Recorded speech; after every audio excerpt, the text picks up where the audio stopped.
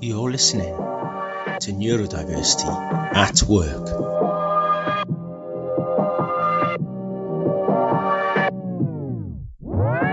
Told me that when people rise up against you, what's the sign of your destiny real? Fake ones been hating cause they know that one day you're making it. Jealousy's all they can feel. Plugging the phone, drifting my zone, pain in the future when thinking alone. About when I'm grown, already blown. How'd I get blessed with this beautiful home? You were the sight, beautiful life, beautiful sex with my husband and wife, beautiful children, people who want to come kill me because I'm expressing my rights. Feel me because I'm expressing my rights. Feel me because I'm expressing my rights.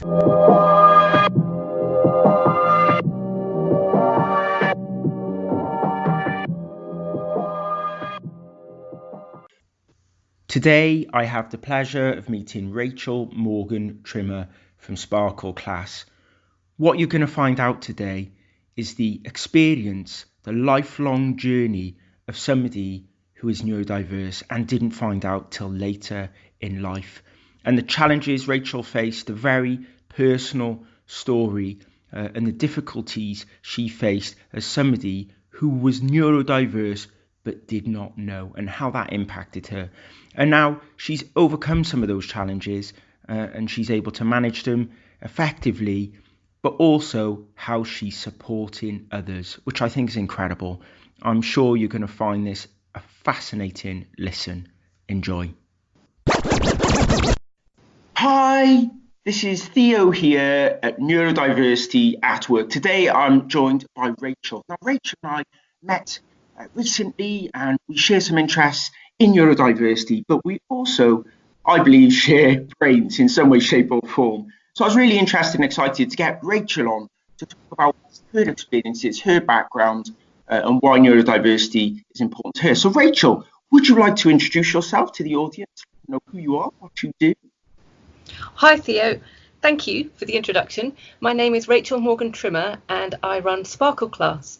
And I work as a coach and consultant for neurodiverse people. I work with non-neurodiverse people as well, but mainly people who have particular difficulties in, running a business or working their job or whatever. And those things are things like ADHD and autism, dyslexia, and sometimes it's just having too much on. Wow. And are the people that you work with, Rachel, are they people who are aware that perhaps they're neurodiverse, or they just maybe finding out and exploring the fact that they may think and act differently? It's a bit of a mixture, actually. Some of them have known from when they were a child, especially the younger people I work with. But when it comes to older people, it tends to be they might just be finding out now, or they might suspect but never have a diagnosis. So it's a variety. And with the normal people, I call them normal, non-neurodiverse people who I work with, a lot of them don't necessarily think in the same way as people around them. I work, for example, with a lot of creatives who, their brains work in a different way, and there's certain things that they find they can and can't do. So that it's a really interesting mix of people, and I really enjoy it. Fantastic. So how did this come about? I mean, what does neurodiversity mean to you? Well, to me, neurodiversity means people who are what I call not normal. I use the words normal and not normal quite a lot because it's easier. It's I'm passionate about accessibility and accessible language. I'm aware that some people don't like using those words because they equate normal with being a good thing. And I've always equated being not normal with being a good thing because I'm not normal. I have autism and ADHD, and I've had a long history of mental health issues as well. So it's really the first-hand experience that brought me into working in this world. And for me, that means, anything that's different from how most people think. That's incredible. And Rachel, I think you raise a really good point there. And language plays a really important part in diversity more broadly, I guess. I was only having a conversation the other day about using the term them and us. And I think that comes back to kind of normal and not be normal. And I used it in the context of a presentation. I was talking about them and us, but actually to me, it's because I've always felt separate from them. And actually that psychologically is embedded in my brain, whether or not it's right that we talk as them and us or normal and not normal. I don't quite know, but I think actually we need to be empowered to make that decision as individuals about ourselves. So I really like your approach and your thinking around that. Mm-hmm. I think that's a really good point you make there. You mentioned how you feel, and one of my counsellors told me once that feelings can't be wrong. There's, we can say some words are wrong or some actions are wrong, but feelings themselves aren't wrong. And you saying how you feel separate, how you feel it's them and us, and how I feel that, normal's not necessarily a good thing, and not normal is not necessarily bad things. Those come from how we feel about things. And I think it's good to maybe not judge people on how they're using the words if it comes from a place of feeling, rather than judging others or the way we interact with others, or how we react to people as well.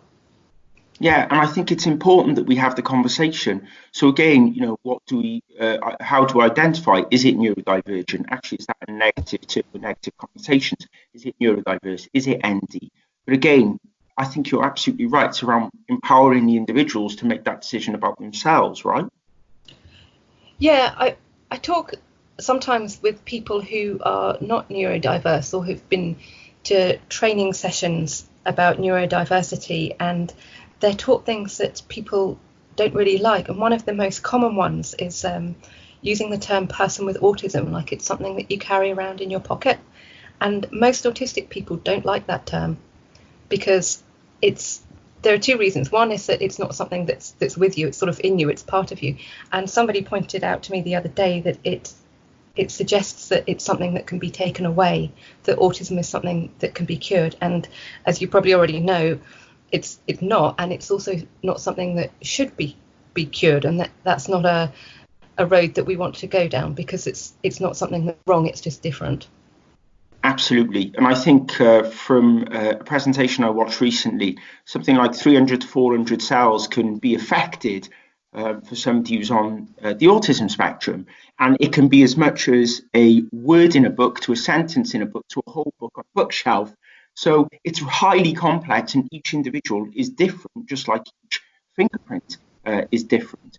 And I think that needs to be considered. So how did you come about doing the work that you're doing, and what have you observed? And I guess, what have been your life experiences to get you where you are today, to be doing an incredible support work that you're doing? That's a good question. I don't want to sound like full of doom and gloom, but my life has been one of quite significant amounts of struggle, and a lot of that is because of undiagnosed autism and undiagnosed ADHD, and some of that has been because of complex and long-lasting mental illness. So you asked me how I got to where I am. I set up my own business. It's a travel-based business about 14 years ago, I think, and I have a lot of my abilities are good for being an entrepreneur, and a lot of the things that come with ADHD and autism are really good for being an entrepreneur, multitasking, having ideas, and so on, and being able to organize a database and so on. But also those elements made it really, really hard as well. And then when you bring in some of the mental illnesses as well, like the anxiety and so on, that affected my work to such an extent that it was a real struggle. And gradually, when I found out that I had ADHD, I had a really good ADHD coach who helped me work through it. And I started developing my own tools and techniques to manage my days, manage my work. I'm sitting in my office right now, and I'm surrounded by schedules and plans and things written down and all kinds of stuff. And I thought to myself, I've developed all these things myself. I should share these. I should share these with other people so they don't have to go through the same things that I do. And I make all kinds of worksheets for people, and I coach people through their difficulties, because sometimes it's as simple as somebody saying, oh, why don't you do it that way? Or why don't you just not do it? Everyone else says, if you look on the internet about, starting your own business, it's a lot of alpha males in suits saying, do this, do that, write a business plan, get this, get that. And sometimes you can't do it. And sometimes you just don't need to, or you don't want to. And so it came out of a place of wanting to share my experiences and my tools, but also it's about tailoring it for you and your needs. So if you have to wear a clown's hat to work, for example, because of the way it makes you feel, then, just go ahead and do it. If you can't if you're incapable of cooking dinner for whatever reason, have some cereal, it's fine. So it's just about, it's about working, having your life and work together, because all of us have a life outside work. At least I hope we do. And a lot of the people I work with, you know, they struggle to balance their life and work. So when they come to me for help with their work, we look at some of their aspects of their life as well, especially these days with so many people working from home, so many people have family commitments and all sorts. So yeah, that was a rather long-winded answer to your question, but I hope it answered it.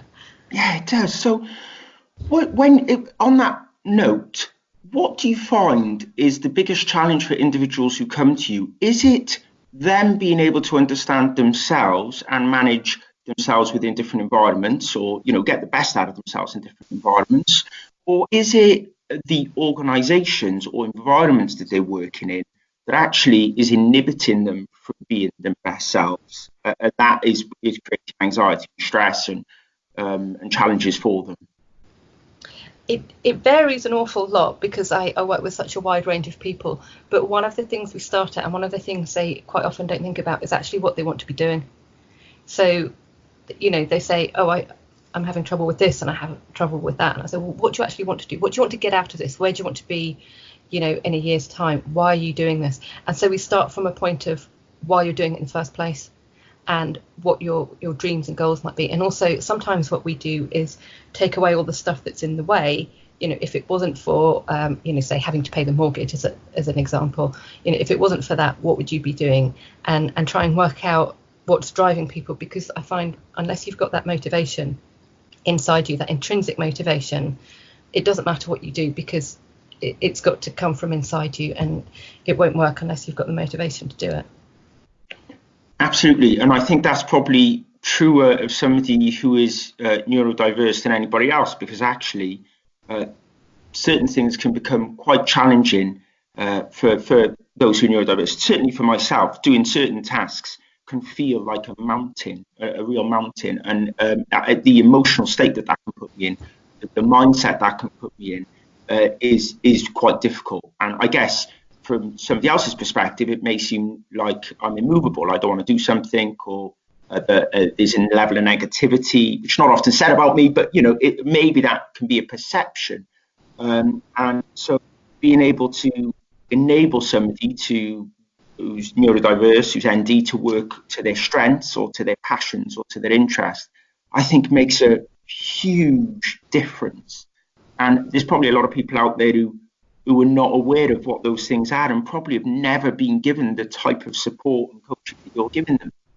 Yeah, I'm finding that a lot. I'd like to share with you an example from my own life, actually, about this idea of, you know, motivation and not wanting to do something, because I currently do a talk on my own experience and growing up and being different and mental illness. And you said about climbing a mountain. Sometimes it feels like climbing a mountain, and doing this talk feels like that, because it's way outside my comfort zone. I'm not really used to talking about my own experiences like that.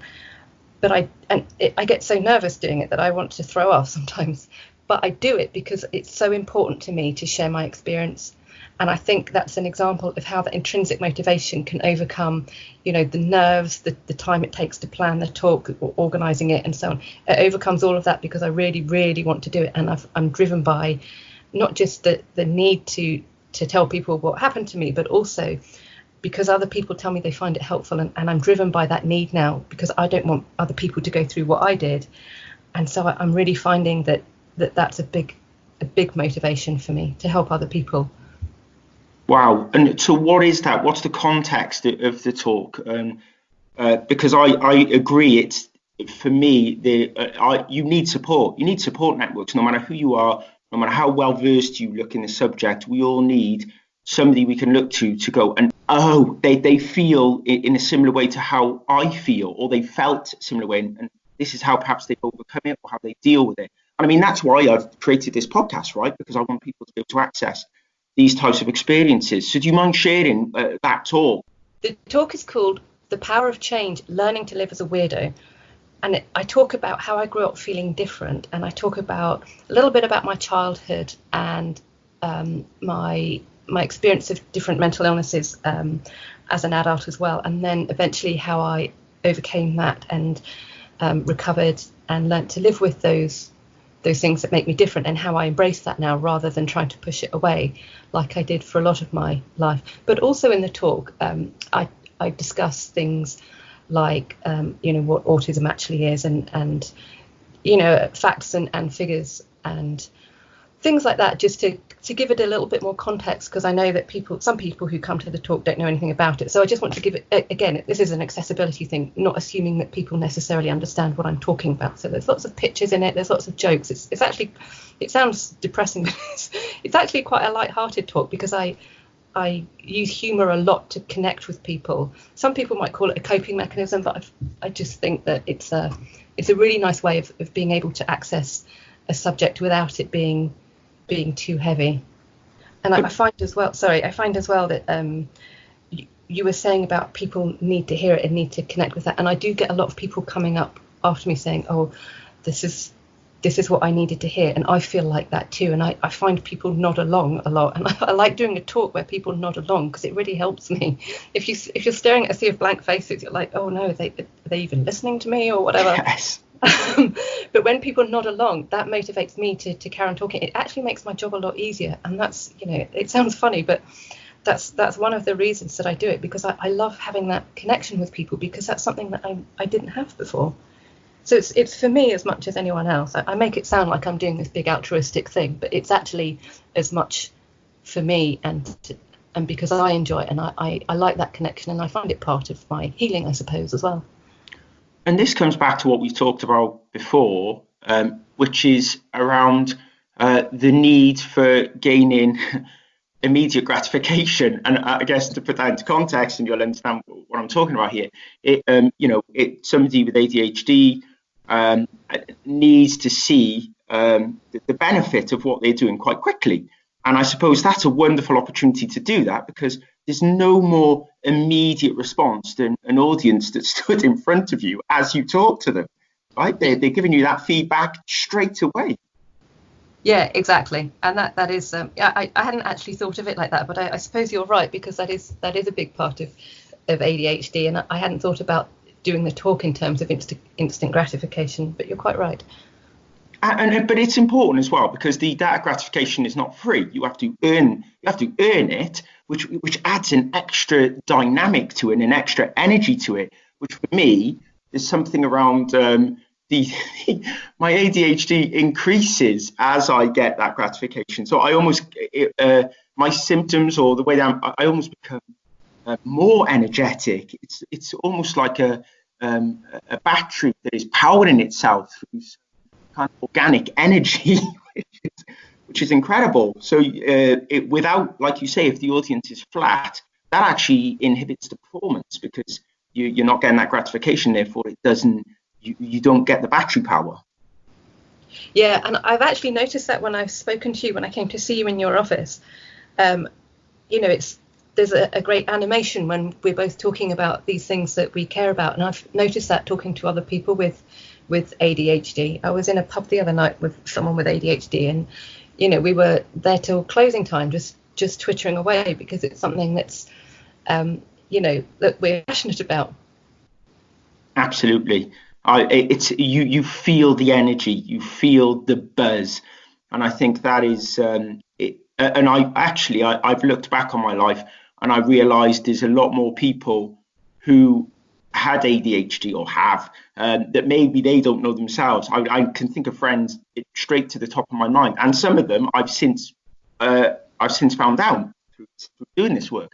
And now I kind of look back and go, oh, that's what that energy was about, right? It was two people with ADHD, extremely passionate about the conversation we were having, and that energy is explosive. It is incredible. It is there's something amazing about it, and imagine, this is the thing organizations need to realize, and the individuals need to realize.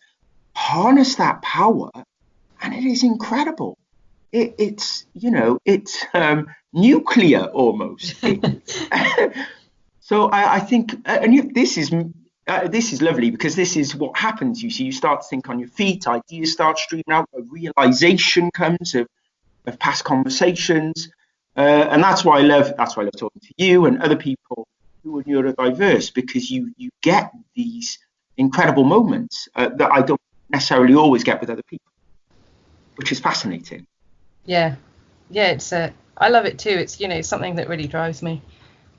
So on that basis, how do you think being neurodiverse as in you mentioned it's been a challenge, you mentioned it's been a struggle in life. How have some of those struggles manifested themselves that you're willing to share, but also how have you overcome them? And I guess it's the advice to others on how they could overcome them and what they could think about, which I guess is what you now do on a daily basis in your consultancy as part of your support work. Yeah, it is. One thing I wanted to touch on actually is something that's not talked about often with ADHD, and that is weight. Because I used to be fat, and that was a lot to do with ADHD.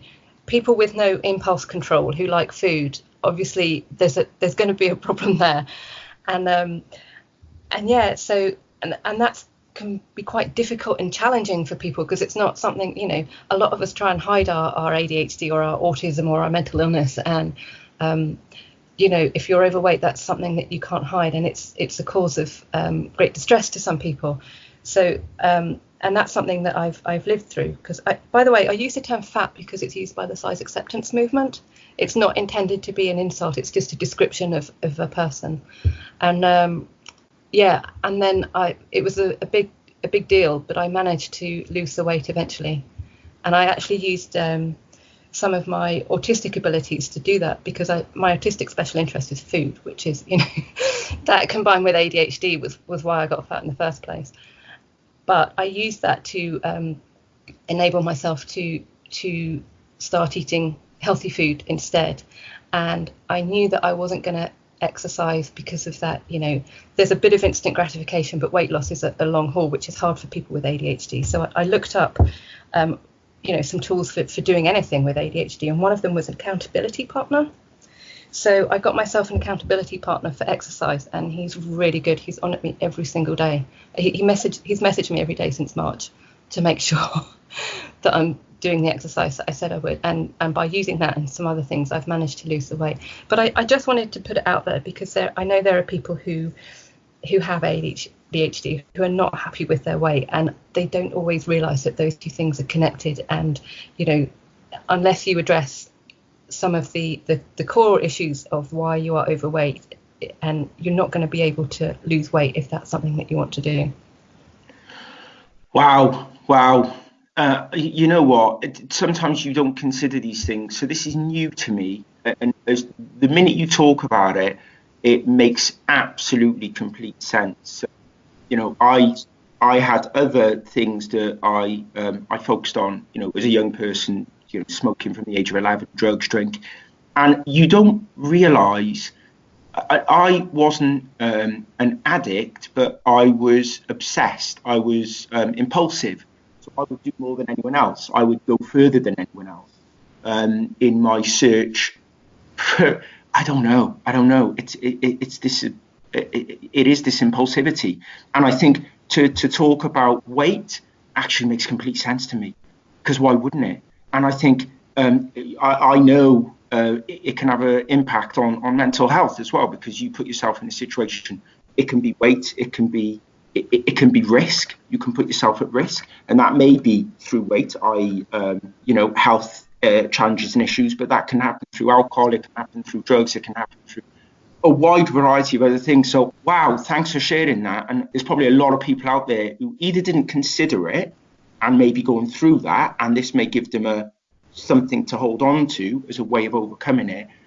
And I just think it's so important. It must have been a long journey to overcome that. How do you now feel you've gone through that process? And are there any kind of key learnings you can share for others? This may be a light bulb moment. Are you talking about just weight loss here, or about the whole package? I would probably say the whole package, because I think clearly they're linked. From my mind they are. Yeah, I've attributed my weight gain to ADHD, but some of it was comfort eating as well from mental illness. But the whole recovery thing, you asked me earlier about how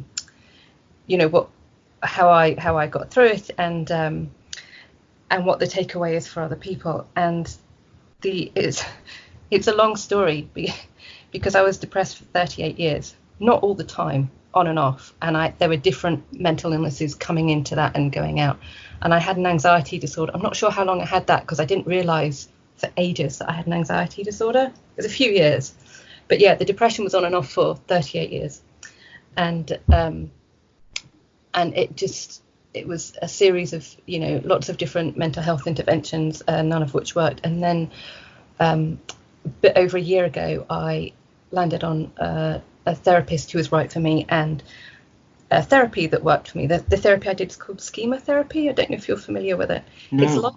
It's like CBT, cognitive behaviour therapy, but it goes a little bit deeper.